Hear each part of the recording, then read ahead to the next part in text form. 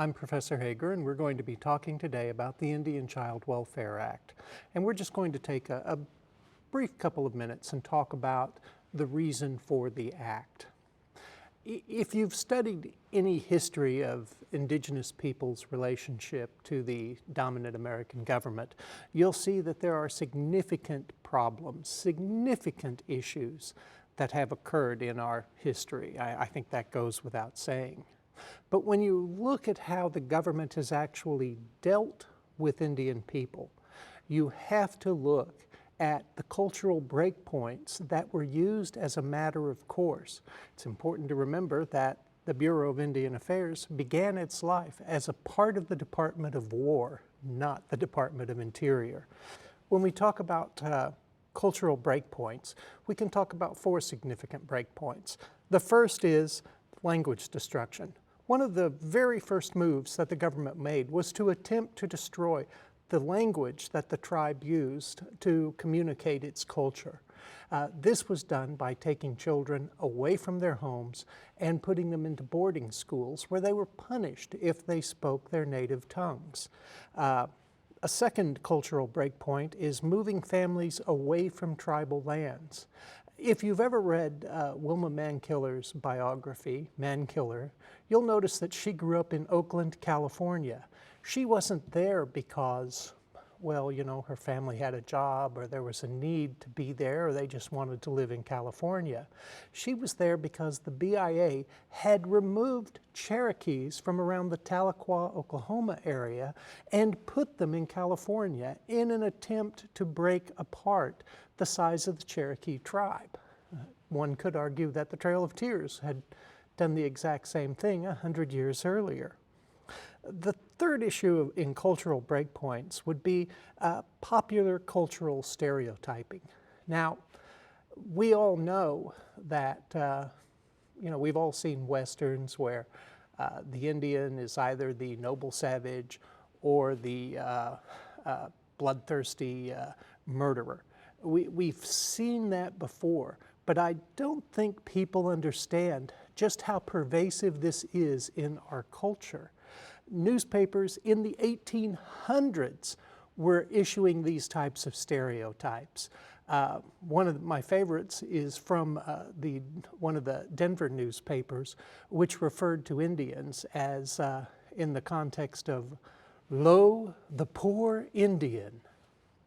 Now, what's interesting about this is that people didn't understand that lo meant look, and so a popular name in the 1800s for Indian people was just to call them lo.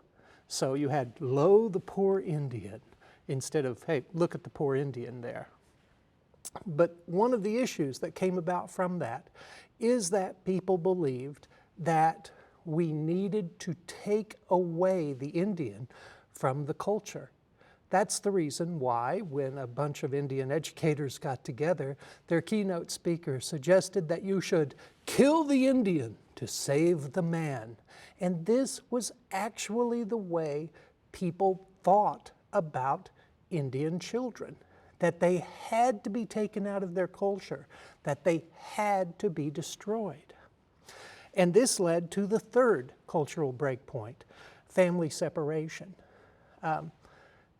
It is hard to believe that for the better part of a century and a half, the American government has been actively attempting to remove Indian children from their family, not because their families were bad, not because there was an issue, but just because they thought it might break the strength of the Indian tribe. You had boarding schools set up across the country where Indian children were taken.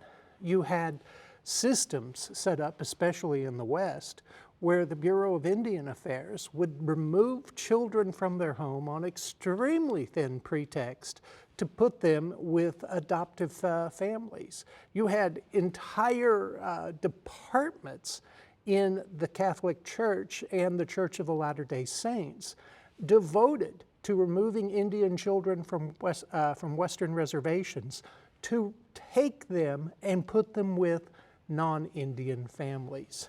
It was an amazing thing. In 1974, there was a study by the Association of American Indian Affairs.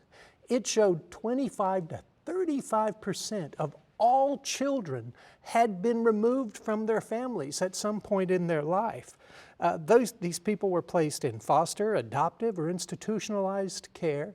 Some of them went back home, most of them did not. The national adoption rate for Indian children, and again this is in about the mid-1970s, was 8 times higher than non-Indian children. 90% of those homes were in non-Indian placements. It was, in fact, an incredible loss of culture. In response to these studies, Congress convened a series of hearings to deal with tribes. Tribal leaders testified that the loss of children was destroying the cultures and that without these children, their tribe would cease to exist. Advocates testified Indian children were being removed from Indian families and they suffered higher rates of suicide and alcoholism than any other cross-cultural removals. Adult Indian adoptees testified to Congress that they were having tremendous difficulties in their life. They were being placed in an Anglo culture, but they were not truly being recognized in that culture, and that it created them, for them it created feelings of rootlessness, and it created feelings of being alone. They lost their tribes, they lost their cultures. In response to this testimony, Congress passes the Indian Child Welfare Act in 1978. Now, the Indian Child Welfare Act is a radical law. Make no mistake about that. It does things that in 1978 were simply unheard of. First of all, it's one of the first federal laws to deal with children's issues. It had always been an issue for the states, but the states were part of the problem. So Congress passed a law that in fact made it a national protection, raised national issues. One of the other ways in which the Indian Child Welfare Act is a radical act, a revolutionary act, is that it foresees the rise of tribal courts. Now, in today's culture, in today's legal culture, I'll say, we recognize tribal courts as being an essential part of services provided to Indian people. We have tribal courts, 38 or 39 tribes in Oklahoma, depending on how you do the counting, but we have about 27 tribal courts here. Most states, there are several tribal courts. Some states have what are called courts of Indian offenses, but almost every state that has a significant Indian population has a tribal court system. This was not the case in 1978. In 1978, there were no real tribal court systems in place. The first one came into being in Oklahoma. The first significant tribal court came into being in Oklahoma in the early 1980s. How is it then that in 1978, Congress granted these imaginary courts something we'll see in 25 U.S.C. 1911, concurrent jurisdiction over Indian children? It is truly a radical, truly a very foresightful action that Congress took. Now, the act sets up a triangle of parties. It sets up the children here, parents here, but it sets up that third leg, the tribe here. And this was something that had never been considered. This was something that had never been done. The Indian Child Welfare Act calls the tribe an essential party to actions involving children who are members of or eligible for membership in their tribe. This had simply never been considered prior to 1978. Now, we passed, when I say we, the state of Oklahoma passed the Oklahoma Indian Child Welfare Act. You'll hear me refer to it as OICWA sometimes. It was passed a couple of years later in 1982. And it has some issues that we don't really see in the federal law. But it also raises some questions that we're just now seeing when we start talking about the new Bureau of Indian Affairs regulations. The Indian Child Welfare Act starts off at 25 U.S.C. 1901. 25 U.S.C. 1901 says, recognizing the special relationship between the United States and the Indian tribes and their members and the federal responsibility to Indian people, Congress finds Clause 3, Section 8, Article 1 of the U.S. Constitution provides Congress shall have power to regulate commerce. Now, this is called the Indian Commerce Clause. And when we talk about a case that we're going to be talking about here, probably in a couple of more lectures, called Adoptive Couple versus Baby Girl, one of the concurrences by Justice Thomas says the Indian Child Welfare Act isn't about money, and that's the only real basis for federal law to go forward about Indian people. The Commerce Clause, well, to do an adoption costs about $40,000, so that's not really quite up to standard there. But the Commerce Clause was used as a basis to react and act to these Indian child issues. 1901 goes on to say, Congress, through statutes, treaties, and the general course of dealing, has assumed responsibility for the protection and preservation of tribes, that there is no resource more vital than the children, and that the United States has a direct interest of protecting Indian children who are members of the tribe, and that an alarmingly high percentage of Indian children are being broken up by unwarranted removal by non-tribal public and private agencies, and that an alarmingly high percentage of these children are placed in non-Indian foster and adoptive homes, and that the states, in recognizing jurisdiction over Indian child custody proceedings, fail to recognize the essential tribal relationships of Indian people and the culture and social standards that prevail in Indian communities. Now, the Oklahoma Indian Child Welfare Act, OICWA, has the same sort of preamble in it, in 10 OS 40.1. And it says, the purpose of Oklahoma Indian Child Welfare Act is to clarify state policies and procedures. It shall be the policy of the state to recognize Indian tribes and nations have a valid governmental interest in Indian children, regardless of whether or not said children are in the physical or legal custody of an Indian parent and Indian custodian at the time state proceedings are initiated. It shall be the policy of the state to cooperate fully with Indian tribes and the provisions of the Indian Child Welfare Act be enforced. Now, this is interesting, and we're going to see it again when we talk about this Supreme Court case, Adoptive Couple, and we're going to see it again in how it becomes sort of interrelated with the federal regulations that go into effect in December of this year. So, the first action that Congress does here in Section 1901 is that they explain why they passed the law. Congress lists the constitutional basis of the Commerce Clause.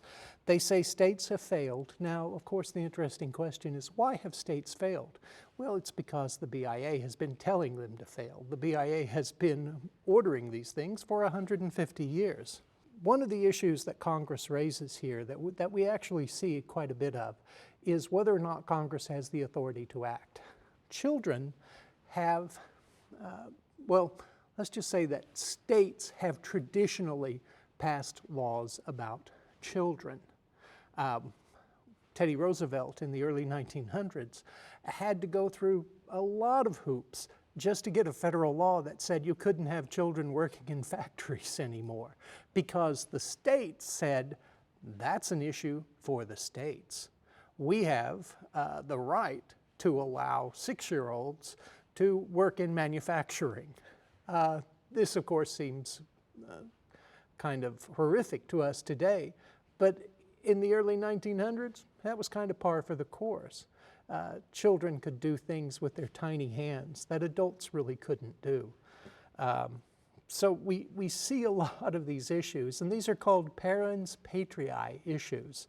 This means that the federal government has assumed responsibility for tribes and for individual Indians in some regards.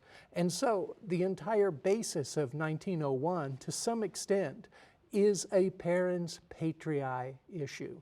It is that tribes have become wards of the federal government, and that the federal government has a responsibility, a legally enforced obligation to care for these children. Now, Section 1902 says that it is in the policy of the nation to protect the best interests of Indian children and to promote the stability and security of Indian tribes through the establishment of minimum federal standards for the removal of Indian children. Now, this is a significant issue that we'll see throughout ICWA. It is a minimum standard. States are free to explore these requirements. States are free to set higher standards. And we'll see times when we talk about the Oklahoma Indian Child Welfare Act where the state has done that. We'll also see requirements and changes that are being made in the federal regulations that indicate that yes, in fact, these higher standards may be followed in some states. Now, does this change the way the Indian Child Welfare Act is applied within the states? It does in some situations, but in many situations, we'll see the regulations come into being here. Now, some courts have used the language in 1902 to set up what's called a best interests test. Now, best interests, that sounds like a really positive thing, doesn't it? It's a best interests test. But best interests means that the court gets to decide what the best interest is. And that leaves a lot of wiggle room in how you interpret the Indian Child Welfare Act. There's a case out of Kansas that's from the late 1980s. It's called Baby Boy L. And Baby Boy L establishes something that became known as the existing Indian family exception. Now, the existing Indian family exception created a dual burden on the Indian Child Welfare Act. First of all, it said that, well, you've got to show that a family is in position, you know, the existing Indian family position. So you have to show that the courts interpreted family in a very, and this dates me, obviously, in a very Leave It to Beaver sort of way. You know, you have two children, you've got Ward, you've got June, you've got the house in the suburbs. And that was their definition of family. And if you didn't fit within that definition, then clearly the Indian Child Welfare Act was not meant for you. So if you have, as you had in Baby Boy L, a single non-married father, he really didn't get to use the Indian Child Welfare Act in court. They said that there's an exception that requires him to be a part of an Indian family. Now, the bigger problem is that let the state courts define Indian, and that became sort of the cultural touchstone of the existing Indian family exception. You had non-Indian tribal or non-Indian courts defining what it meant to be an Indian. Now, the Indian Child Welfare Act, as we'll see in the definitions, doesn't say that you have to be culturally an Indian. It says you have to be a member of or eligible for membership in a tribe. Membership, that political function, is the only requirement. But the existing Indian family exception let the courts go beyond that. The existing Indian family exception said, we're not going to recognize the Indian Child Welfare Act unless we're convinced that you're a real Indian. And this became very problematic, let's say, for the implications of the Indian Child Welfare Act. You would have a parent who would be just a normal, average parent, and all of a sudden, this law that was meant to protect their rights could not be used. I was working in Seminole County with a client. My opposing counsel asked that she stand and asked for the court to take what is called judicial notice, which means, Judge, it's right in front of you. Can you pay attention to it? Take judicial notice of what she's wearing. And I was literally clueless as to what in the world he was talking about. Well, he was talking about the existing Indian family exception.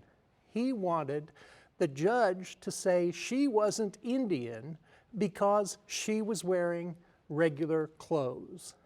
She wasn't wearing buckskins. She wasn't wearing, she didn't have a shawl on. He honestly thought that that would help him win his case. Well, I stood up and said that not only would we stipulate that she was dressed as a normal person, not as a cultural stereotype, we would also stipulate that she drove here in a car, not on a pony, and that she lived in a house, not a teepee.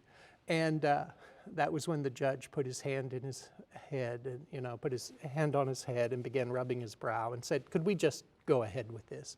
And no more was heard of that. But that was the sort of thing that courts would have to deal with, that the existing Indian family exception gave them the ability to really look as to whether or not they wanted to apply the Indian Child Welfare Act. Well, that's not what the Indian Child Welfare Act is about. It had almost gone out of favor. It had been defeated by legislation in Oklahoma. The Kansas Supreme Court, which was the court that initially created the existing Indian family exception, had pretty much done everything but spit on it in their second opinion on it and said it's a terrible idea and we absolutely disavow it from now on. It had effectively been on the very brink of dying. And then adoptive couple versus baby girl was decided. The Supreme Court has talked about the Indian Child Welfare Act twice. And the adoptive couple case, which came out of a child in Oklahoma, was the second time they had considered it. Adoptive couple said that we're not going to use the existing Indian family exception, but we're going to take some of the language from that and we're going to apply it to this case. We're going to say that a non-custodial parent has to have continued custody of a child in order for provisions of the Indian Child Welfare Act to apply. It goes through a series, and we'll talk further about adoptive couple, but it goes through a whole series of, let's say, exceptions that set up a situation whereby states would be free to do any number of things to the Indian Child Welfare Act. But it would take the minimal standards of the Act and it would greatly lessen them.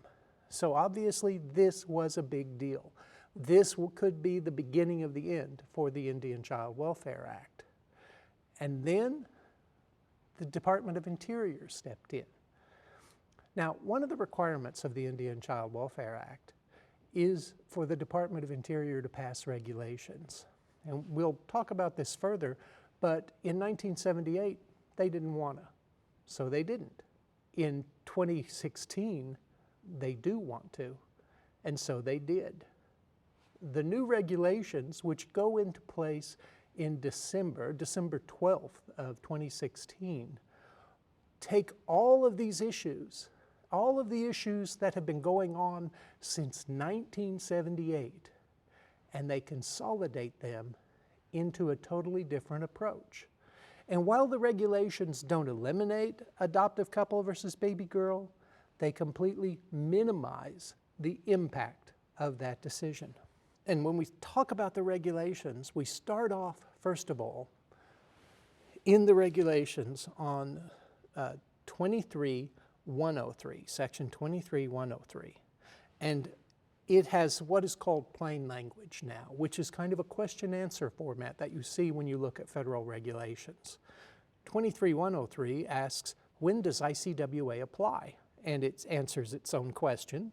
It includes requirements that apply whenever an Indian child is the subject of a child custody proceeding, an emergency proceeding, but it does not apply to a tribal court proceeding, a proceeding regarding criminal act that is not a status offense, an award of custody to one of the parents, including but not limited to an award in a divorce proceeding, or a voluntary placement by the parent. In all of these things, we start seeing how Section 1901 and 1902 are now going to become part of federal regulations.